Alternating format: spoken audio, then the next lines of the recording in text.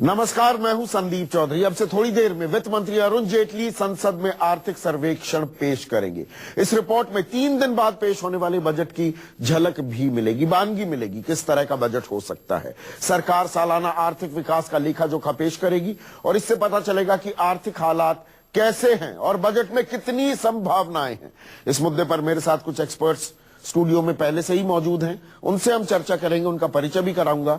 लेकिन पहले नजर इस रिपोर्ट पर। 3 दिन बाद बजट में क्या मिलेगा? आज दिखेगी बजट की पहली झलक। दुनिया भर में आर्थिक संकट के बावजूद भारत सरकार की अर्थव्यवस्था पटरी पर दिख रही है। इस उपलब्धि को लेकर मोदी सरकार अपनी पीठ थपथपाने से नहीं थकती। वित्त मंत्री अरुण जेटली जहां भी जाते हैं इस बात की चर्चा करने से नहीं थकते। लेकिन देश के मुख्य आर्थिक सलाहकार देश की अर्थव्यवस्था की क्या तस्वीर पेश करते हैं, ये पता अब संसद में 2015 और 16 के लिए आर्थिक सर्वे पेश होने पर पता चलेगा। इस आर्थिक सर्वे को मुख्य आर्थिक सलाहकार अरविंद सुब्रमण्यम और उनकी टीम ने तैयार किया है, जिसे वित्त मंत्री अरुण जेटली संसद के पटल पर रखेंगे।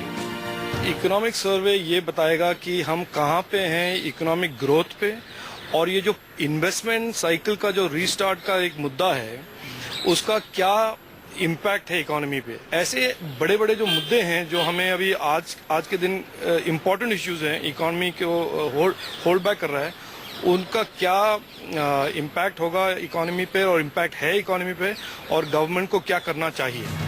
वैसे आर्थिक सर्वे में मोदी सरकार की तमाम उपलब्धियों की भी चर्चा होगी और खास तौर पर make in India, startup India, मुद्रा, जनधन योजना, डिजिटल इंडिया और स्किल इंडिया की। हालांकि मोदी सरकार के पिछले 2 साल के कार्यकाल में कई आर्थिक चुनौतियां रही हैं। बावजूद इसके आर्थिक विकास की दर बीते साल 7.3 और इस साल 7.6% रहने की उम्मीद है। ये आंकड़े संतोष करने के लिए तो ठीक है, लेकिन उत्साहित नहीं करते। 2 सालों से मानसून आंख मिचौली खेल रहा है। देश का कुछ हिस्सा सूखे से परेशान रहा तो कुछ बेमौसम बारिश थे, जिसके चलते कृषि क्षेत्र पर असर पड़ा, जिससे ग्रामीण इलाकों में विकास की रफ्तार थम गई। खाद्यान्न का उत्पादन प्रभावित हुआ। दाल, सरसों तेल जैसे खाद्य पीने की चीजें महंगी हो चुकी हैं। महंगाई ने आरबीआई की चिंता भी बढ़ा दी है, जिससे ब्याज दर नहीं सस्ता हो रहा, तो देश का औद्योगिक विकास भी रफ्तार नहीं पकड़ रहा। वहीं डॉलर के मुकाबले रुपया 70 को छूने की कगार पर है। एक्सपोर्ट में गिरावट भी देखी जा रही है। शेयर बाजार में मायूसी छाई है। देसी विदेशी निवेशक लगातार बाजार में बिकवाली कर रहे हैं। निजी क्षेत्र निवेश करने से कतरा रहे हैं। जीएसटी, भूमि अधिग्रहण बिल सरकार संसद से पास नहीं करवा पाई, तो बैंकों का बढ़ता एनपीए यानी non performing asset 4 lakh crore के खतरनाक स्तर पर जा पहुंचा। वित्त मंत्रालय से संसदीय समिति ने आगाह किया है कि बढ़ते एनपीए से देश की विकास की रफ्तार को झटका लग सकता है। इन बातों से स्पष्ट है कि अर्थव्यवस्था स्वस्थ नहीं है।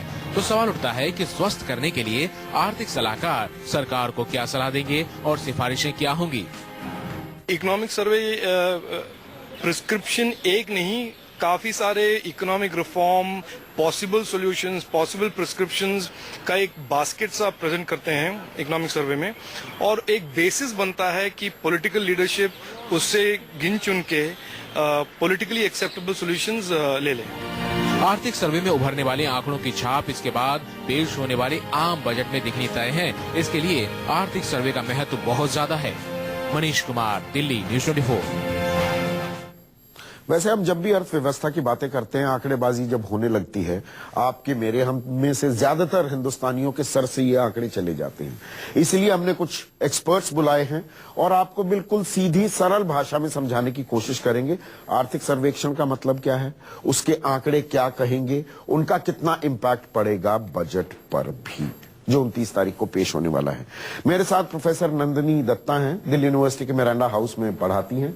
मेरे साथ जीपी श्रीवास्तव हैं, चीफ एडवाइजर हैं एसोचैम के। यतेंद्र खेमका, एक और अर्थशास्त्री हमारे साथ जुड़ेंगे। और यहाँ पर मेरे ख्याल से नंदिनी, सबसे पहले ये दर्शकों को बताना जरूरी है, अभी आंकड़े बताए जाएंगे, 7.5% से हम बढ़ने लगे, 8% से हमारी विकास दर बढ़ रही है। ये दरअसल आंकड़े, इनका एक अपवर्ड बायस है, आधे से 0.25% का, क्योंकि जो हमारी मेथोडोलॉजी है वो हमने बदल दी है विकास दर को कैलकुलेट करने। देखिए, ये मेथोडोलॉजी बदला गया है कुछ सोचकर ही बदला गया है, तो मैं उस चीज पे नहीं आ रही हूँ, पर मेथोडोलॉजी को बदलने के कारण ही एक अपवर्ड बायस दिख रही है। और वो अपवर्ड बायस किस तरह से दूसरे आंकड़ों के साथ कोलैबोरेटेड होती है। ओल्ड मेथोडोलॉजी के आंकड़े भी बताने पड़ेंगे ना, कि पुराने तरीके से अभी हम दरअसल 6.5% से बढ़ रहे हैं, हाँ। 7.25% से नहीं। बिल्कुल। और आपको फिर वो सारे जो पास्ट आंकड़े हैं उनको भी उस तरह से कैलिब्रेट करना पड़ेगा, ताकि आप एक सही तरीके का कंपैरिजन कर सके। क्योंकि 7.3 या 7.6 जो सरकार आंकड़े हाँक रहे हैं, ये तो बहुत अच्छे आंकड़े हैं, पर उनकी और कोई सेक्टर्स में परफॉर्मेंस तो वो ये आपने अहम बात उठाई श्रीवास्तव साहब। जब हमें ये बताया जाएगा और हम भी ब्रेकिंग न्यूज और टिकर पर और ग्राफिक्स में दिखाएंगे देश की सकल घरेलू विकास दर 7.5% से बढ़ रही है, हम दुनिया में सबसे तेज बढ़ती इकोनॉमी हो गए, हम चाइना से भी आगे हो गए, चाइना हमारा 5 गुना है, चाइना के बराबर विकास करने में हमें 35% की विकास दर चाहिए होगी, सीधा अगर देसी भाषा का मैं गणित कहूं तो। और क्या आंकड़ों पर आपकी नजर होगी, विकास दर के अलावा और क्या मानक होंगे? देखिए, सबसे जरूरी चीज तो यह है कि जब भी हम कोई फाइनेंशियल फिगर देखते हैं, चाहे हमारी बैलेंस शीट हो कॉर्पोरेट वर्ल्ड के अंदर या आपका बजट हो, अगर आप उस पर देखें तो 2-3 कॉलम हरदम दिए जाते हैं। इस साल हिसाब से क्या हुआ, पिछले साल के हिसाब से क्या रहा है। आम बजटरी एस्टिमेट्स भी होते हैं, रिवाइज्ड वो फ्यूचर के लिए भी होते हैं। आम आदमी के हिसाब से अगर आप ये भी दिखा सके, अगर हम पुरानी कैलकुलेशन मेथोडोलॉजी को फॉलो कर रहे होते उसके हिसाब से आज क्या ग्रोथ रेट आती। ये तो एक बात हो गई। दूसरी सकल घरेलू उत्पाद दर जो है, जीडीपी जो है, उसके अलावा और क्या आंकड़े आप देखिए, सबसे बड़े आपकी निगाह कहाँ अटकेगी? देखिए साहब, हम जो है एक विकासशील देश है और हमारी ये इकोनॉमिक डाटा को हर कोई देख रहा है। हमें 3-4 चीजों को देखना है। आपके सोशल फैक्टर्स में इन्वेस्टमेंट कितना जा रहा है, और निवेश कितना है। देखिए, सोशल सेक्टर का बहुत सीधा सवाल है, आपकी एजुकेशन में कितना जा रहा है, आपका हेल्थ में कितना जा रहा है, आपका इंफ्रास्ट्रक्चर में कितना, सोशल वेलफेयर में कितना जा रहा है। और इस वक्त की बड़ी खबर यह आ रही है कि संसद में आर्थिक सर्वेक्षण, इकोनॉमिक सर्वे पेश कर दिया गया है और इसके अंदर क्या बड़ी बड़ी बातें हैं वो अभी हम सिलसिलेवार तरीके से बताने वाले हैं। जी श्रीवास्तव साहब, तो उसके अंदर हमें जो बाहर कॉमन आदमी देखता है कि उसको कितना इन्फ्लेशन को एडजस्ट करने के बाद उसके रियल परचेजिंग पर ये दो तो बिग टेक अवेज हैं। जीडीपी ग्रोथ रेट आपकी ठीक है जी, महंगाई दर आपकी काबू में है जी, लेकिन पैसा अभी लग नहीं रहा। ये दिक्कत है ना। वही सवाल आता है ना कि आपको जो है 2-3 चीजें हैं। अगर आप ये देखें कि हमारी सबसे बड़ी प्रॉब्लम कहां पर है। सबसे बड़ी प्रॉब्लम यह है कि जो हमारा ग्रोथ हो रहा है, अगर आप आजादी के बाद से अब तक देखें तो जो गांव का ग्रामीण किसान या रूरल एरिया का जो कॉमन आदमी है, उसकी आय विज़ाविज़ जो शहर में लोग रह रहे हैं या जो इंडस्ट्रियल सेक्टर में, वो रियल इंडिकेटर्स होंगे। मेरे साथ मनीष कुमार मेरे सहयोगी जुड़ चुके हैं। मनीष, ये बताइए, अब आर्थिक सर्वेक्षण पेश हो गया, बड़ी खबर क्या है? अभी थोड़ा वक्त लगता है पढ़ने में भी, लेकिन इस वक्त बड़ी खबर क्या आ रही है? कुछ आंकड़े जो आप बता पाए। देखिए संदीप, बड़ी खबर ये है कि साल 2015-16 में जो आर्थिक जो विकास दर है उसका जो आगामी जो 2016-17 में जो सरकार अनुमान लगा रही है कि 7 से 7.5% के करीब जो है ये ग्रोथ रेट रहेगा और जो 7 से 7.5% ग्रोथ रेट रहने का अनुमान है। आपको याद दिला दूं संदीप की 2015-16 में पिछले साल जब इकोनॉमिक सर्वे पेश किया गया था तो 8 से 8.5% इस वर्ष जो है विकास दर रहने का अनुमान जताया था, लेकिन उसको मिड इकोनॉमिक रिव्यू है उसमें घटाया गया सरकार की तरफ से और 60 से 7.5% और अगले साल भी 7 से 7.5% विकास दर। यानी कहीं न कहीं एक अनुमान जो ये नजर आ रहा कि जिस रफ्तार से एक अर्थव्यवस्था को बढ़नी चाहिए जिससे कि रोजगार बढ़े, मैन्युफैक्चरिंग सेक्टर का जो ग्रोथ का एक अनुमान है वो दिखता। तो ये तो झटका हो गया, ये तो झटका हो गया। जो हमारा प्रोजेक्शंस थे उससे लगभग 1% कम पर अब सरकार मान रही है। तो कहीं ना कहीं आर्थिक मंदी का असर, चीन का जो क्राइसिस चल रहा है वहां पर मैन्युफैक्चरिंग में, कमोडिटीज में भी, उसका असर साफ देखा जा रहा है इन आंकड़ों में। मनीष, बिल्कुल, ये कहीं ना कहीं जो दुनिया भर में उससे हम इंसुलेटेड नहीं है संदीप, और उसी के चलते जो भी आंकड़े में जो गिरावट आ रही है, पिछले साल सरकार काफी बुलिश नजर आ रही थी, लेकिन साल के मध्य में होते जो है आंकड़ों में परिवर्तन किया गया। मिड इकोनॉमिक रिव्यू होगा, आपको याद होगा, तो उस समय अनुमान को घटाया गया और 2016-17 में भी 7.5% के आसपास जो है 7 से 7.5% विकास दर रहने का अनुमान जताया जा रहा है। 7.5 आपको बता दूं कि जो इन्फ्लेशन है, फूड इन्फ्लेशन, वहां पे जरूर चिंता की लकीरें हैं वहां पर, और इस बात की भी जिक्र है कि सीपीआई जो है, जो कंज्यूमर प्राइस इंडेक्स है, वो 5% के आसपास रहने का अनुमान है, तो वो एक गहन चिंता है। लेकिन संदीप, क्योंकि मेरे हाथ में तुरंत डॉक्यूमेंट आया, विशेषता मैं आपको पढ़ के ज्यादा जानकारी दे सकूंगा, लेकिन मुख्य बात मैं अभी वो उसके लिए आपको वक्त दूंगा मनीष, लेकिन एक और बात देखिए, महंगाई 4-4.5%, ये काबू लायक है। इतनी महंगाई की जरूरत भी पड़ती है विकास दर को अगर आपको पुश देना है। कुछ लोगों का ये भी मानना होता है। मैं सिर्फ एक छोटी सी बात आपसे जानना चाहूंगा, बड़ी दिक्कत एक्सपोर्ट्स को लेकर हो रही थी, लगातार वो स्लाइड कर रहे हैं, और मैन्युफैक्चरिंग 13 महीने से नेगेटिव ग्रोथ दिखा रहा है। उसके बारे में कुछ आंकड़े क्या कह रहे हैं? मैन्युफैक्चरिंग और एक्सपोर्ट है, मैन्युफैक्चरिंग और एक्सपोर्ट्स, क्योंकि ये मेक इन इंडिया जो ये हमने पूरा एक सुपर स्ट्रक्चर खड़ा किया है, ये डिपेंड करेगा एक्सपोर्ट्स कैसे परफॉर्म कर रहे हैं और कैसे परफॉर्म कर रहा है हमारा जो मैन्युफैक्चरिंग सेक्टर है। देखिए, मेरे हाथ में जो आंकड़े नजर आ रहे हैं संदीप, उसके मुताबिक मैं आपको बता दूं कि जो इंडस्ट्रियल ग्रोथ है वो 2015-16 का जो है, इस वित्तीय वर्ष का जो है, उसमें थोड़ा सा पिछले साल के मुकाबले जो है वो इसमें बेहतरी दिखाई जा रही है। 2014-15 में ये 2.8% था, जो कि इस साल जो है 3.1% रहने का अनुमान है। अभी तो पूरा वित्तीय साल के आंकड़े आएंगे, उससे चीजें साफ होंगी, लेकिन सर्विस सेक्टर ग्रोथ जो है उसमें जरूर कुछ ना कुछ गिरावट देखी जा रही है। यहाँ पे 10.3% जो है वो 2014-15 में था। आप जानते हैं संदीप की सर्विस सेक्टर सबसे ज्यादा रोजगार जो है वो जनरेट करता है इस वक्त। हाँ। उसका कंट्रीब्यूशन बहुत ज्यादा है हमारे जीडीपी में, तो सर्विस सेक्टर में कुछ न कुछ वहां पे गिरावट है विकास में। चलिए, आप इकोनॉमिक सर्वे का थोड़ा और उस पर नजर डालिए, हमें जो बड़े टेक अवेज हैं उसके बारे में जानकारी दीजिए। अभी एक ब्रेक ले लेते हैं, ब्रेक में जाने से पहले पर बता दें बड़ी खबर जो आ रही है अभी, शुरुआती खबर इकोनॉमिक सर्वे से, वो ये कि एक झटका लगा है। विकास दर जितनी उम्मीद लगाई जा रही थी, जो सरकार हमें रोड मैप दिखा रही थी कि 8 से 8.5% की विकास दर रहेगी देश की, अब उसे रिवाइज किया है 7 से 7.5 या 7.25 तक। तो डाउनवर्ड रिविजन हुई है विकास दर में। इससे साफ पता लगता है कि अंतर्राष्ट्रीय स्तर पर जो मंदी का दौर है, जो चाइना में क्राइसिस है, उसका असर हमारी विकास दर पर भी पड़ रहा है। आर्थिक सर्वेक्षण पेश कर दिया गया है संसद में। बड़ी खबर यह आ रही है कि जो विकास दर है उसका डाउनवर्ड रिवीजन किया गया है, यानी कि आंकड़ा थोड़ा अब कम किया गया है। पहले देश को बताया गया था 8 से 8.5% की विकास दर होगी हमारी, अब इसको डाउनवर्ड रिवाइज किया है 7 से 7.5% पर। यह भी अच्छी ग्रोथ रेट है, लेकिन डाउनवर्ड रिवीजन इस वक्त की बड़ी खबर जो इकोनॉमिक सर्वे से आ रही है। दूसरी बात, 4 से 4.5% महंगाई रहेगी, जो कह सकते हैं कि हां काबू में है।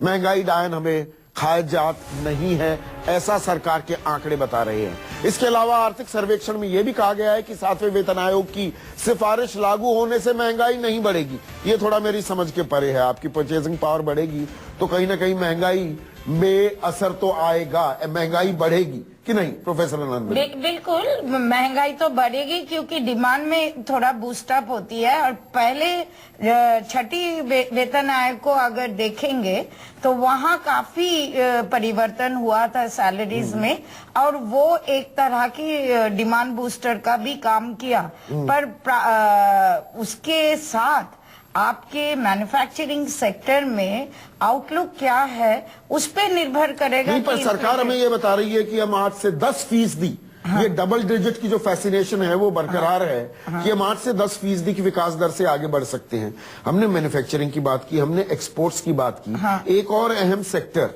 जिसके पुश के बिना ये 10% का तो सब्ज बाग है, हाँ। ये दिव्य स्वप्न है, मिराज है, वो है अग्रेरियन सेक्टर। हमारा कृषि सेक्टर जो है वहां पर तो we are staring at the biggest agrarian crisis in recent years. I think इस तरह के जो बातें किया जा रहा है ना 10%, ये ना तो नामुमकिन है, एक तरह से ठगने वाली बात हो जाएगी, क्योंकि आप दो चीजें नहीं देख रहे। आप अगर एग्रेरियन क्राइसिस को भी 1 मिनट अब पीछे कर लीजिए, आपके खुद मैन्युफैक्चरिंग, एक्सपोर्ट और सर्विस सेक्टर, आपका जॉबलेस ग्रोथ है, आपकी skill India project, make India project की कोई संभावना दिख नहीं रही है जॉब्स को एनकरेज करने के लिए, पर्टिकुलरली स्किल इंडिया की। तो कृषि सेक्टर को पुश कैसे दिया जाएगा? देखिए, क्योंकि मानसून पर हम निर्भर हैं। जब तक हम 3.5-4% की बड़ी बड़ी बातें छोड़िए, 3.5-4% की विकास दर नहीं दिखाते हैं कृषि सेक्टर में, तो ये 7.5 का आंकड़ा भी पाना मुश्किल हो जाएगा। बिल्कुल आप ठीक करें। देखिए 2-3 चीजें बहुत महत्वपूर्ण हैं। पहली बात तो ये है कि एक साइकिल हमारे यहाँ, आज भी हमारी जो एग्रेरियन इकोनॉमी है वो मानसून के ऊपर ज्यादा डिपेंड करती है, और साइकिल ये कहती है कि ये वर्ष जो है वो it will be normal monsoon. हाँ। इससे थोड़ी सी राहत मिलती है कि ये अपने आप में थोड़ा सा हमको हेल्प करेगा। हाँ। दूसरी बात ऐसा है कि नहीं, अर्ली इंडिकेटर्स क्लाइमेट कह रहा है कि दिक्कत आएगी इस बार। मैं थोड़ा सा यहाँ पर आपसे डिसएग्री करूंगा, क्योंकि देखिए ऐसा है कि एग्रीकल्चर प्रोडक्ट में जो भी आप देख रहे हैं, अगर आप पिछले रिकॉर्ड देखें, हर 3 साल के ऊपर ये सिचुएशन रोटेट करती रहती है। एक बात। दूसरी बात यह है कि आपको कुछ जो हमारे मार्केट के अंदर इंडस्ट्री में जो पहले बहुत शार्प निगेटिव था, उसमें इम्प्रूवमेंट आया है और इंडस्ट्री ने इम्प्रूवमेंट दिखाना शुरू कर दिया। और यहाँ पर 1-2 आंकड़े और जो अब सामने आ रहे हैं। एफडीआई में 22% का इजाफा हुआ है, फॉरेन डायरेक्ट इन्वेस्टमेंट में। जो वित्तीय घाटा है, अब ये एक अहम सवाल है, इसके बारे में चर्चा कम होती है कि ये फिस्कल डिसिप्लिन की बात, कि नहीं काबू में रखना है भाई खर्चा। जैसे हम अपना घर चलाते हैं कि भाई इतने में ही खर्चा करना है, माँ से कह दिया, बीवी से कह दिया, बहन से कह दिया, इतने में ही चलाना है। तो 3.9% जो फिस्कल डेफिसिट है, उस टारगेट को हम मेंटेन करने के चक्कर में रहे, या दरअसल क्योंकि मंदी का दौर आ गया है, हमें पैसा और लगाना पड़ेगा, थोड़ा फिस्कली इनडिसिप्लिन्ड होना पड़ेगा, तभी हम इम्पेटस दे पाएंगे। देखिए मुझे अलग अलग प्रतिक्रियाएं पहले ही मिलने लगी हैं। तो इस वक्त की बड़ी खबर, संसद में आज आर्थिक सर्वेक्षण, इकोनॉमिक सर्वे पेश हो गया है, और सर्वेक्षण में एलपीजी के सब्सिडी वाले सिलेंडर की संख्या घटाने की सिफारिश की गई है। 12 सिलेंडरों की संख्या अब 10 करने की सिफारिश है। डायरेक्ट बेनिफिट्स भी हो रहे थे, लोगों ने वॉलंटरली अपने सब्सिडी वाले सिलेंडर भी छोड़ दिए। अब 12 की जगह 10 सिलेंडर जो सब्सिडाइज सिलेंडर्स हैं वो देने की बात आई है। ये हमेशा एक पॉलिटिकल हॉट पोटैटो रहा है मनीष, लेकिन सरकार ये कदम उठाने के लिए अब तैयार हो गई है। देखिए संदीप, ये कहना बड़ा मुश्किल है कि सरकार इसको मानने के लिए तैयार होगी कि नहीं, लेकिन मुख्य आर्थिक सलाहकार जो है उनकी जो रिपोर्ट आज टेबल हुई, उसमें साफ तौर पर कहा गया कि जो एलपीजी सब्सिडी है जो फिलहाल लोगों को 12 साल में मिलता है, उसकी संख्या को घटा के अब 10 कर दिया जाना चाहिए। बिल्कुल पहल के जरिए लोग वॉलंटरी जो है जो गिव इट अप जो स्कीम चल रही है सरकार की, प्रधानमंत्री के आह्वान पे उनके, तो गिव इट अप के जरिए लोग सरेंडर कर रहे हैं। साथ ही साथ रैशनलाइजेशन की बात चल रही है, तो उसमें एक नया सुझाव कि जो सब्सिडी के सिलेंडर जो है, आपको याद होगा कि लोकसभा चुनाव के ठीक पहले इसकी संख्या को बढ़ाया गया था। जिस समय कांग्रेस का एक कॉन्फ्रेंस हो रहा था, उसमें तमाम कांग्रेसियों ने मांग किया था, तो संख्या की बढ़ाई गई थी, 9 से उसको 12 कर दिया गया था। बाद में मोदी सरकार बनी, उसने छूने की हिम्मत नहीं की उसको घटाने की, लेकिन तमाम तरफ से ये आवाज आ रही थी। लेकिन अब आर्थिक सर्वेक्षण में इस बात की सिफारिश की गई है सरकार को कि इसकी संख्या को 12 से घटाकर 10 कर दिया ये भी एक आंकड़ेबाजी है क्या मनीष सुनिए, ये भी अपने आप में एक आंकड़ेबाजी होती है क्या? ये ऊंट के मुंह में जीरा है। आपने अगर सिलेंडर 12 से 10 कर दिए या 8 कर दिए, थोड़ा सा लोग रोएंगे गाएंगे, कितना मिल जाता है। और दरअसल जो असल सब्सिडी, अभी कुछ दिनों पहले खबर आई, 1,14,000 करोड़ के कर्ज माफ कर दिए। वो कर्ज किसने लिए हुए हैं? ये सो कॉल्ड बिग इंडस्ट्रियलिस्ट। इस देश में सिक इंडस्ट्रीज तो हैं, सिक इंडस्ट्रियलिस्ट नहीं है।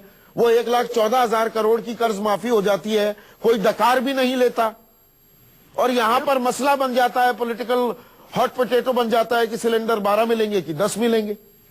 बिल्कुल। और आपको याद होगा संदीप, तो एक प्रधानमंत्री के भाषण का भी हाल फिलहाल में एक कॉन्फ्रेंस था, बिजनेस कॉन्फ्रेंस था, तमाम जो सीआईए के लोग जो है वहां पे मौजूद थे। उन्होंने कहा कि गरीबों को सब्सिडी दे, जो उनको रियायतें दी जाती है तो उसको सब्सिडी का दर्जा दिया जाता है, और अमीरों को अगर वो दिया जाता है तो उसको इंसेंटिव का दर्जा दिया जाता है। तो ये दोहरी मानसिकता नहीं चल सकती।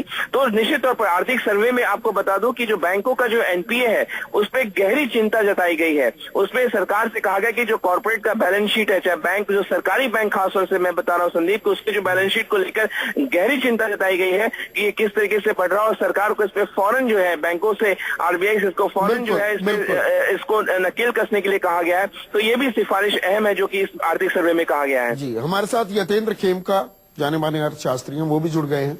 यतेंद्र, ये बताइए, माइक्रो एस्पेक्ट्स में ज्यादा घूम जाते हैं क्या? 10-12 सिलेंडर है कि 8 हैं, इससे दरअसल कोई बड़ा असर नहीं पड़ता है? इससे बहुत माइनर असर पड़ेगा हमारे को। हम इकोनॉमिक सर्वे में फिस्कल डिसिप्लिन की बात कर रहे हैं कि भाई वित्तीय घाटा कितना रहना चाहिए। वित्तीय घाटा 3.9% ही रहने की उम्मीद है।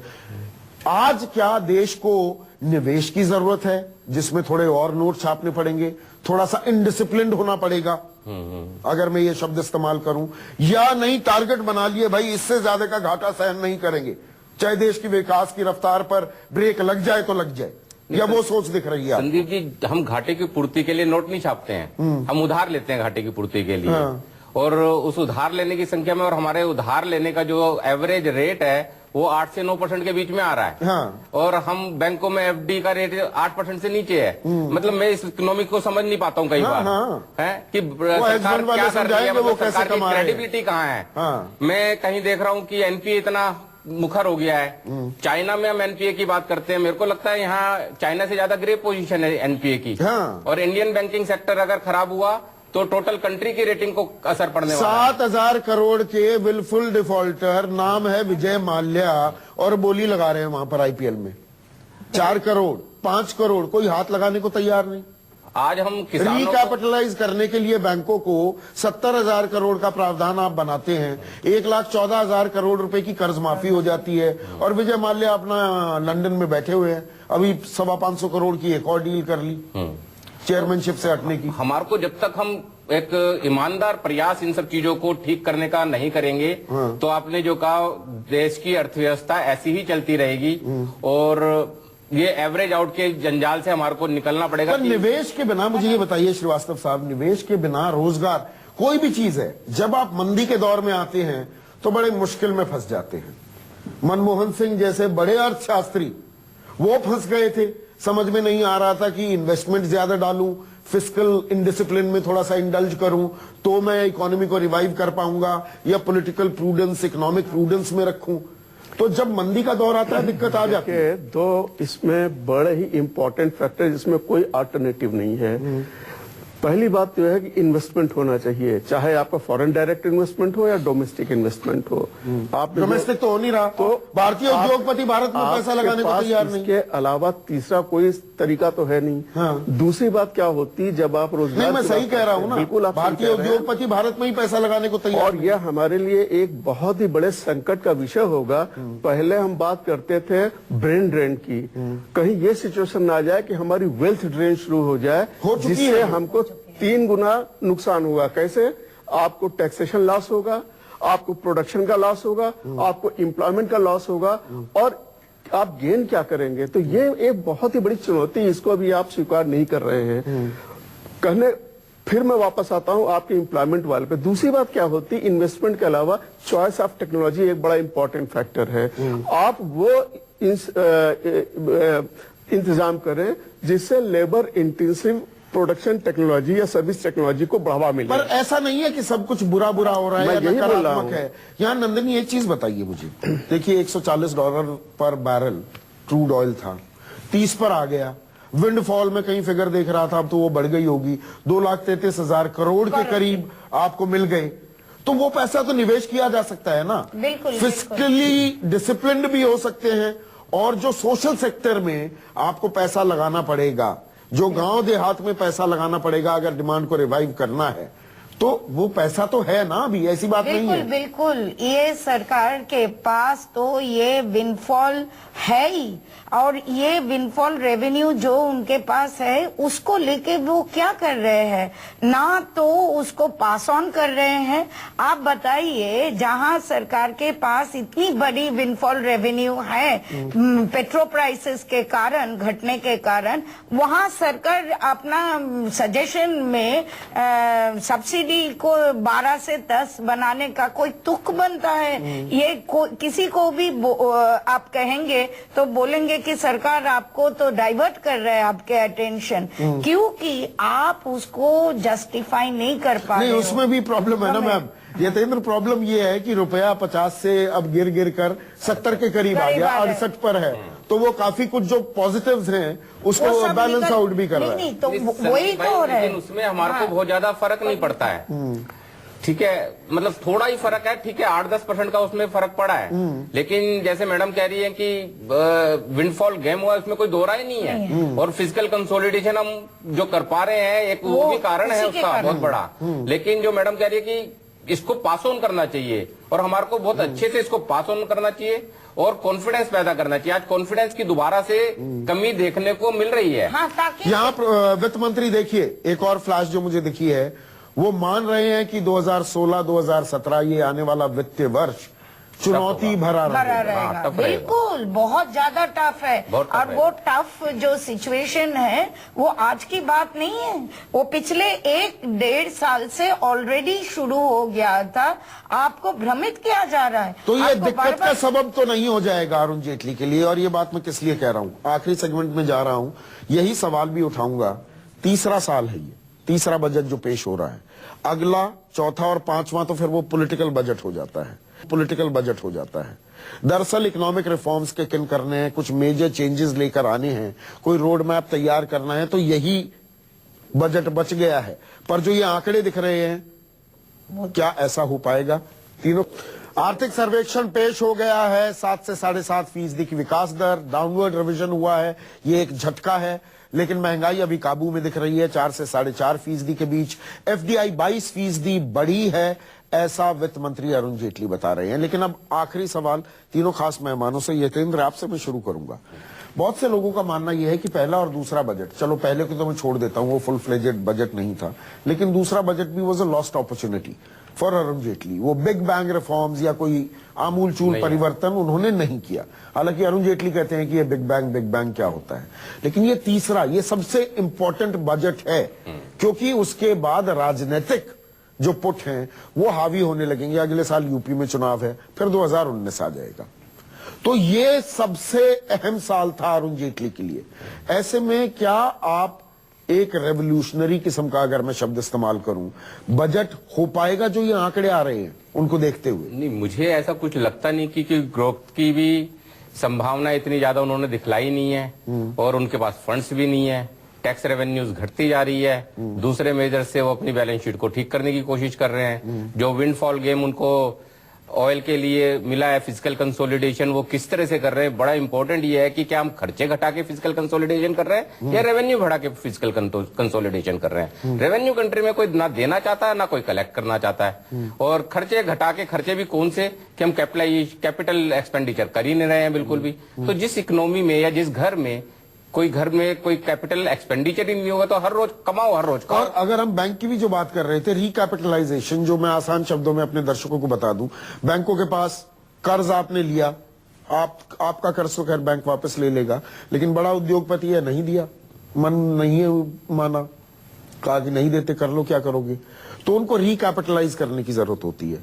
वित्त मंत्री 70,000 करोड़ से रिकैपिटलाइजेशन कर रहे हैं, तो बैंकों से लोन कैसे मिलेगा? अगर मैं एक छोटा उद्योगपति हूं, मैं कोई एक यूनिट लगाना चाहता हूं, बैंक कह रहे नहीं है हमारे पास पैसा। बिल्कुल यही तो हो रहा है। आप जब नॉन परफॉर्मिंग एसेट्स का अकाउंटेबिलिटी ही नहीं रखेंगे सिस्टम में, और ये इंडिकेट करेंगे कि जो बड़े बड़े लोन ले चुके हैं और नहीं चुका रहे हैं उनके ऊपर कुछ भी नहीं होगा, तो आपके तो देश में आपके बैंक्स के पास आप कितने भी रिकैपिटलाइज करिए, आप एसेट प्राइवेट रिकंस्ट्रक्शन बैंक बना दीजिए, कोई पब्लिक सेक्टर बैंक चेयरमैन आपको बेचेगा नहीं अपना नॉन परफॉर्मिंग। श्रीवास्तव साहब, तो ऐसे में बड़ा एक टाइट रोप वॉक हो गई है क्या अरुण जेटली के लिए? तीसरा साल है और आंकड़े जो कह रहे हैं, कहानी कह दिया ना इकोनॉमिक सर्वे ने कि ये साल चुनौतीपूर्ण रहेगा, चुनौतियों से भरा रहेगा। चुनौतीपूर्ण का मतलब निराशापूर्ण मैं नहीं मानता हूं।